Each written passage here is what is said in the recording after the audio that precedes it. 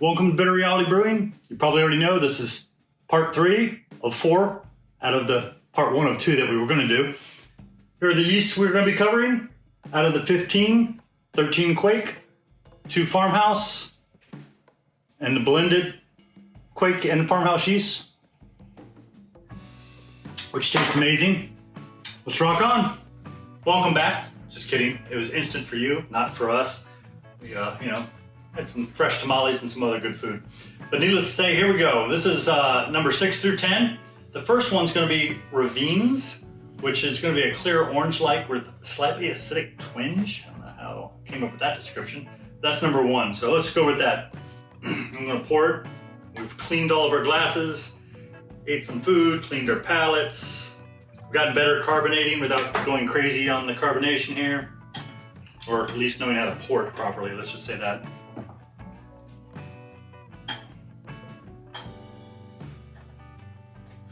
There we go. Ravines, if I can say that right. R-I-V-E-N-E-S, and I'll put it up there. This one came in at 1.005, 7.3% ABV.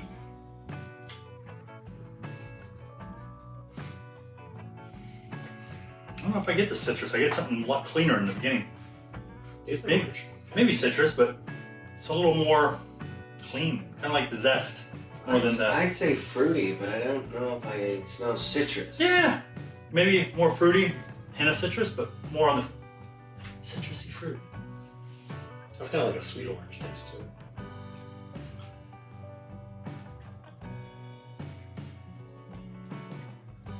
I did just have a chocolate chip cookie as a dessert, so I'm not sure, but just saying. You're really giving people confidence in your words.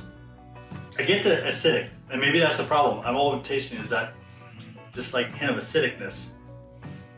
I'd say it's like the sweetest one we've had so far. Definitely, and it's not sweet like sugar sweet. It's got a nice sweetness to it that's like more of a flavor sweet. I know that sounds weird, but Like a honeysuckle sweet. yeah, I could see that. And there are a lot of Kveik yeasts that say it's hard to describe. That kills me. I wish we had some of those today. I don't think I've brewed any of the hard to describes. Yeah, it's like zesty, it's got a real edge to it. That's okay. That would be it. Because it's like I get the orange zest more than I get the orange. Get a lot more orange zest. I just said basically you should build a carbonate and have a tap here, but I don't think SodaStream planned it that way. Okay, before we get to that one, this is Midtbust, so Midtbust. Bright, citrusy, fruity, mild herbal. See what it tastes like. I hope it's herbal. Sounds cool. Smell herbal. I didn't smell anything actually, to be honest. Although we're gonna have a little carbonation issue. Just pour a little slower. Got a little carried away with the carbonation again. Maybe add a better tip. Pour a lot slower. You good over there? Make sure my palate is nice and cleansed. There, we gave him the crazy head. Great. I always get the best. Never mind. PG. Well, it's Doesn't- herbal. Well, I smell citrus, but I don't smell the Yeah, zest. I smell some citrus. Yeah, just not the zest. The first one was zest. This is, like I said, this is Midtbust versus Ravines. It has an herbal taste, right? Like you. Very much, actually. Yeah. Yeah, herbal. It's very clear. Yeah. I can see the bright. The citrus and fruity are kind of subdued by the herbal, but it's kind of blended. I can get the fruity out of it. I don't really get the citrus out of it. But yeah, it's like a bright herbal. Yeah, I smell a little citrus Nice, initially. just a weird mix. It's funny how some are almost dead on what they describe, and then other ones are nowhere near. Yeah. Not even close. Strong herbal. I like it a lot. I smell the citrus, but I don't taste the citrus. Yeah. And I don't, maybe a little bit on the back of the palate, but tiny bit. And this one was came in at 7.2. The gravity was 1.006. Our lowest so far, which was a good percentage, probably close to a third of them, was 1.005, which is kind of wild since I'm used to brewing ales and hitting between 1.010 to maybe 1.016. On more of like a stout, but I like it. Definitely not. Even Yeah. my go-to, but yeah, it's nice. Okay, the next one we're going to do, which I should have carbonated, and hopefully don't make a giant mess. I've been dying to try this, but in a stout, and sadly this is just a pale ale. It's called Gausemel. It reminds me of Gargamel from, the Smurfs, but hey, Gausemel. That's just how I think about it. Rich tropical fruit, smooth and milk caramel. I've never had a yeast fit for the description of caramel. I hope I like it. Now, I've even seen descriptions of silky, which is kind of weird. Here we are again. We're talking about Indian food, but we're also talking, is there an Indian beer? Maybe somebody's from India and can tell us there is, but technically... What's the most popular of it? Let us know. Is India Pale Ale not from India? Technically, it's from there because it left England and became an Indian Pale Ale when it got there, so... But it's not like Indian made. It's not like... No, it's British. It's It's definitely just British people traveling. Yes, and, I bet the and British... controlling different countries back many years ago, not current.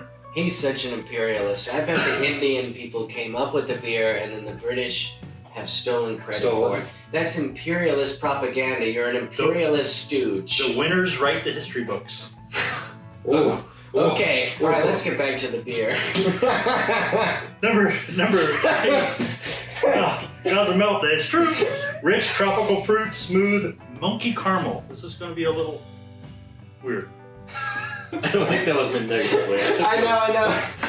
It's just that's all we know because it's all that was written. Maybe is that what you're implying? Yeah, I'm Okay. only right what history. Okay. Winners write the history. I mean, losers Okay. don't get a chance to write the history. No matter how much they may have submitted or done right, they're sadly not. No matter how much they done right, it don't matter. It don't matter. The British say they didn't do it, I guess. I guess they didn't do it. What's What's this one? This is Gausemel, rich tropical fruit, smooth, milky caramel. I don't have a lot of aroma. You know, I feel like this smells kind of like a Pilsner. Am I crazy? It smells very light. I guess Is it really a Pilsner? Pabst Blue Ribbon doesn't have a lot of aroma. Oh. Wow. So he's saying I'm crazy, I guess. Possible. Wait, we got 5 more after this.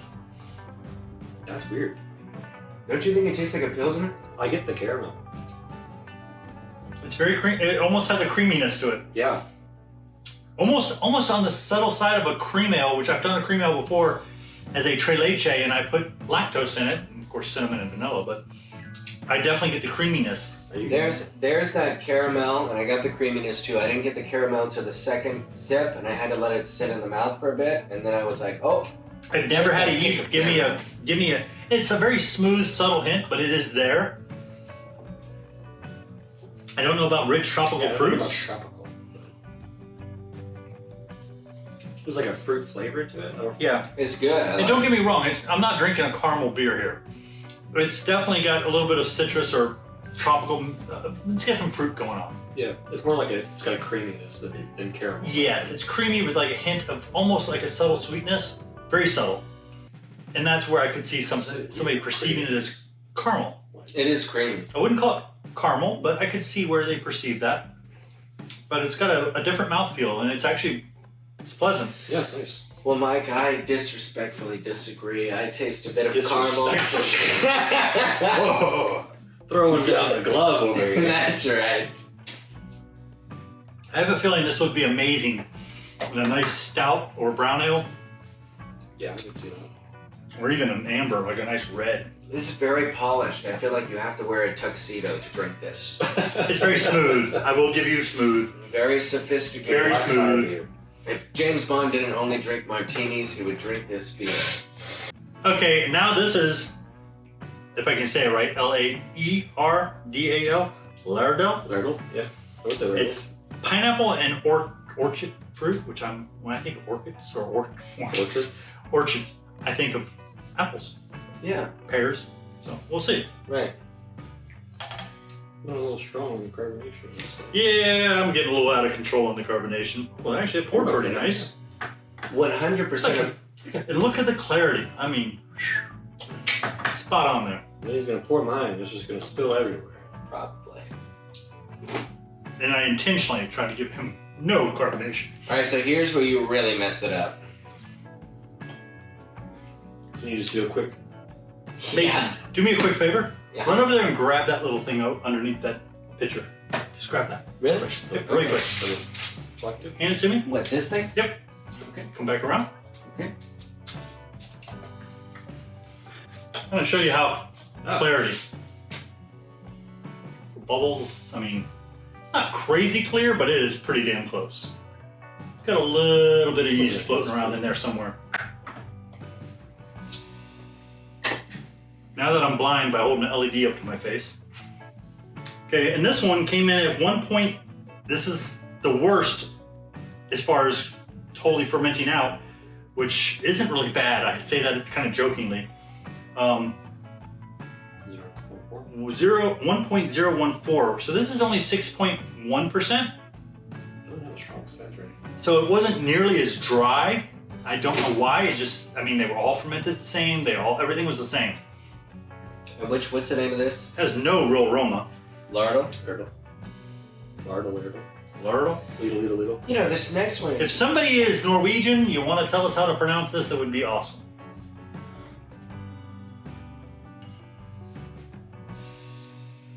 It does Nice. not taste like what it says it says. No. It's very nice. It's very clean. Am I crazy? Like, It tastes tastes a like the hint. last one. Yeah, I'm like, it tastes like a hint of fruit. It's like a mild version of the last one. It's a But hint. it doesn't have the milky caramel though. No. It has a really I was going to say it does. smooth, kind of creamy taste. To me, it's got this, like, it's fruity at first, and then it's got this strong, milky taste that comes second. That's what There I is get. something strong that comes afterwards. Mm-hmm.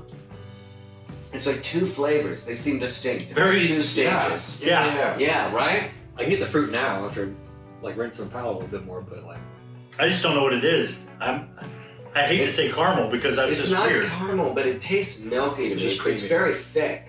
Yeah. You know, that second taste is thick. And I know this is going to sound like weird. It kind of feels like it gets all sudsy. It's like the flavor just kind of breaks that part. yeah, I can see that. The two-stage thing that like, It is two-stage because it comes across kind of light, crisp, kind of sharp, and then it just kind of does something, and I'm not sure what it's doing in my mouth, and that's just It doesn't feels- sound appropriate. It but feels it's just- very heavy at the end. It does feel heavy. Yeah. Not in a bad way, but No. it would probably make a beautiful stout. There's no real pineapple to it. Taste that hint, but it's so subtle. Maybe. And that's at the finish, not in the beginning at all. I didn't taste any pineapple. It tastes the. I can see the. They're talking about apple in that orchard. Yeah, I don't taste the apple. I don't taste any citrus I or think any orchard type fruit. I feel like it leans more towards apple, that fruity flavor, than it does like pineapple or citrus. I would agree. Yeah. I would agree, yeah. For the older palates out there, I can hint a pineapple at the very end, but it's mixed in with a lot going on, and I mean a lot going on. Maybe this is where they get that description of, hey, it tastes amazing, but it's very hard to describe. It's I've good. seen that on so many of the Kveik yeasts. It's crazy. It's good though. I like It's it. good. Yeah, it's good. It's I just mean, very they've all been different. good. It's just, Oh yeah, no, yes. I think so this weird. and the last one would be really good with darker beers like stouts and stuff, Yeah. just because they give you part of that mouthfeel that you expect from a stout or a dark beer like a porter. Okay, here we go. Now this isn't a Kveik yeast. We had a problem with Raftenfold or something like that, and we had another one with Arset. So this is a farmhouse, but it's still a Norwegian farmhouse, and it's called Somanatus. If I'm saying that close. Tropical stone fruit, slightly spicy finish. And you have to understand, if it's got a spicy finish, I'm all there.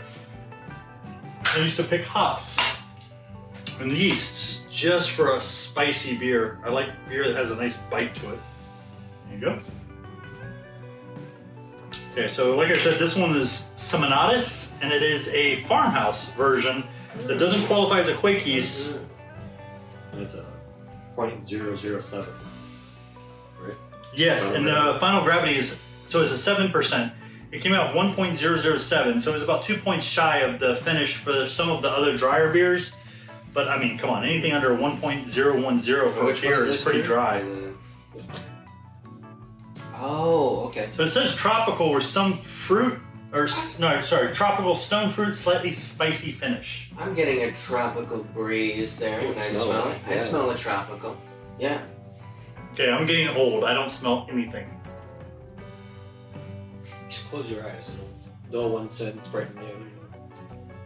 Mmm. Okay, and shoving your nose almost in it. Yeah, I can get a hint of tropical. That, I get a taste of coconut. Don't say that. Me and him don't like coconut in our beer. I have a coconut IPA from Dogfish Head in the bottom of my Keezer, checking temperature for me. I have my little temperature probe strapped to it because that's where it's going to stay for the rest of its life. No, I guess. If I think about it, sure. What do you think, Mike? Coconut or no? I can see on the edge, but I don't really taste The problem is the more I think about it, since you said it, I don't taste it. I can taste tropical, just very, very light, yeah. but I don't taste the coconut. it is tropical. Yeah. Stone fruit, maybe a little. I don't get the spicy finish though.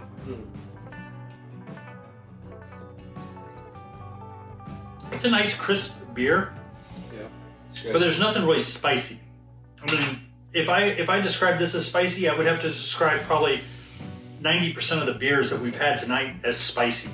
You know, I would say like the back finish on it is kind of like the back finish on Jägermeister, if I'm honest. Yeah, I don't like Jägermeister.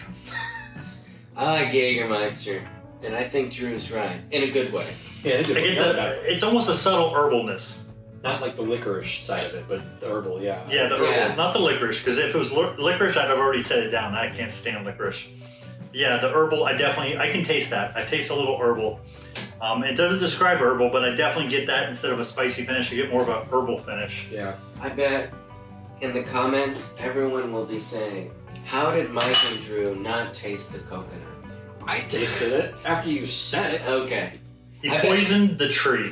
Yes. Everyone in the comments will agree with me, I'm sure. It's like the aftertaste, right? Where you get the coconut coming. And it is break time Mid-taste. to go snack while I knock out the next 5. So rock on. Thank you again for joining us here at Bitter Reality Brewing. Love the support. If you haven't subscribed, please do so you don't miss out. This was a 4-part series on taste testing 15 Kveik yeasts. If you saw part 1, you know 2 of them didn't quite cut the grade, so we threw in 2 farmhouse yeasts that were considered Norwegian farmhouse yeasts to make up the full 15. Yeah, I will say we had probably way too much fun doing these. It was a blast, and that's why we had to break it out from 2 parts to 4 parts. Sorry about that, but had to make it a little more manageable. Thank you again for joining us here at Bitter Reality Brewing. Don't forget, like, subscribe, and thank you again for all the sharing and support. It's been huge. Definitely appreciate it.